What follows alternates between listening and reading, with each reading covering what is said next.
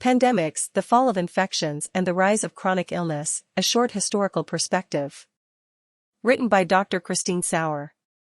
There is no question that for millennia, probably since inception, mankind has been ravaged by devastating illnesses, initially probably mostly by injuries, but later, after the advent of agriculture and larger settlements, especially, but not only, by diseases of the infectious kind, like smallpox, tetanus, diphtheria, tuberculosis, the plague, influenza and others. These have over the course of history, decimated populations and influenced politics just like wars have. The image shows victims of a past polio epidemic, mostly children, in the iron lung. The use of polio vaccines with few side effects and a very good protective effect has decimated the number of new polio cases to a handful in remote regions of this world.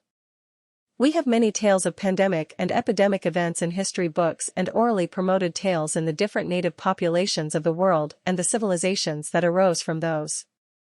The goal of treating illness.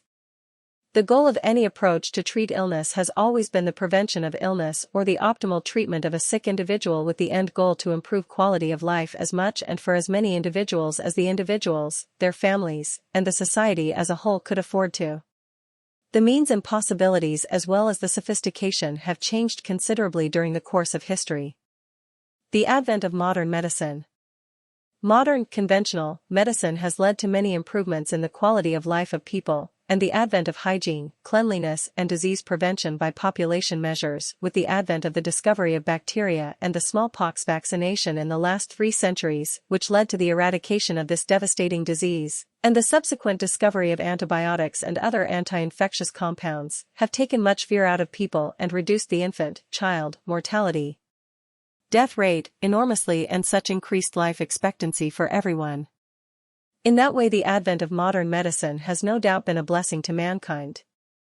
Yet, in the past few decades, chronic illnesses among the population have increased, including in children and young people, whether this be cancer, neurodegenerative diseases, diseases of genetic co-origin, chronic infections or chronic metabolic diseases.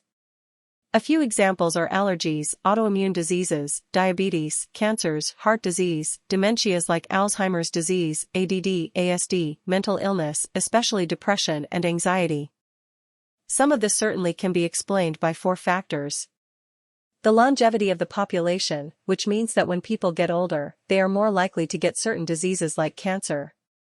The ability to treat acute disease and to prolong life in many cases where people would have died before in infancy, e.g. cystic fibrosis, childhood cancers, other genetic abnormalities that in centuries past would have led to a heightened susceptibility to infectious disease and death.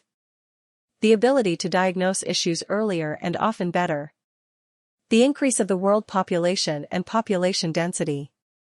But in my opinion, this does not explain the rise of all these diseases. Especially diseases that involve immune system malfunctioning, like allergies, autoimmune diseases and cancers in younger people, as well as brain malfunctions in young people, like autistic spectrum disorders, ASD, and ADHD, as well as depression and anxiety disorders. All these disorders have certainly increased more than the above-mentioned 4 factors would explain. And yes, these all were not new illnesses, and there have been reports in histories of mummies with cancer and reports of children and adults in literature and history books exhibiting symptoms that we probably nowadays would associate with one of the above diagnoses. Should we be concerned? My concern is that these illnesses are increasing, not just absolutely in proportion to the rise of the population, but out of proportion. Those of us who are a bit older, I am in my 60s myself, remember the odd kid in school who couldn't sit still, acted out, and the kid that was allergic. These were the exception, though. I myself was in school in classes of 40 students where not one student acted out in a way that disrupted the learning experience of all or required special attention of teachers. This seems impossible in our modern schools. Possible root causes for the increase of chronic illnesses.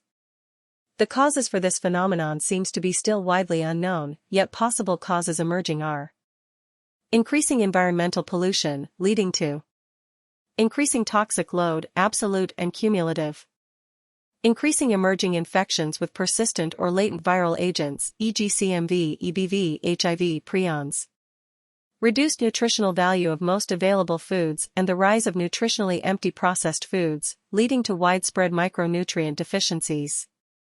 All these factors can contribute to decreased functioning of key enzymes and regulatory proteins, hormones as well neurotransmitters in our body, as well as a change in gene expression that can propagate over generations.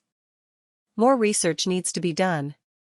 The consequences of this health crisis in progress are not only rising costs for the health and education systems that approach unmanageable proportions, but increased and prolonged suffering for many individuals, reduced quality of life for at least as many, and the remaining healthy population being overburdened with not just the cost, but also the time and mental and physical effort of caring for the sick, as well as the constant worries and stress resulting from caring for loved ones. As rewarding this can be for the individual.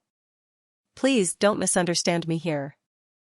I do not have a good solution for these issues, but want to make you aware of the fact that this is happening, and all this is a multifactorial, complicated issue that cannot and should not be reduced to the one thing that needs to be done. What we need, in my opinion, is a good, honest and open discussion, as reasonable and unemotional, and with as little influence of politics and financial interests as possible, about what our options are in this world.